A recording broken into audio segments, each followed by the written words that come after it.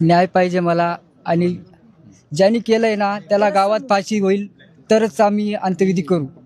पब्लिकच्या हवाले पाहिजे तो. अंत्यविधीच करणार नाही, त्याला फाशी झाल्याशिवाय आम्ही अंत्यविधीच करणार त्याला नाही. गावात फाशी झालीच पाहिजे. आज त्यांनी जसं माहिती पडलं तसं त्यांची अवस्था बघून घ्या, गरीब, आणि पाहिलं का त्यांची रोंगळ्यामध्ये किती मोठी अशी घटना झालेली.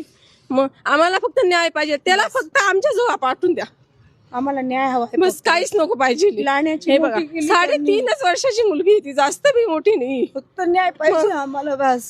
हे बघा, वडिलांची आवश्यकता कशी झालेली. माझ्या मामांची मुलगी होती ती, 3.5 वर्षाच्या मुलीवर इतका खालच्या पातळीचं झालेलं आहे.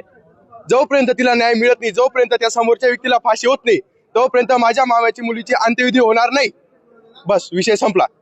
भाचींची मुलगी आमची नात आहे, आम्हाला न्याय हवा आहे साहेबांकडनं.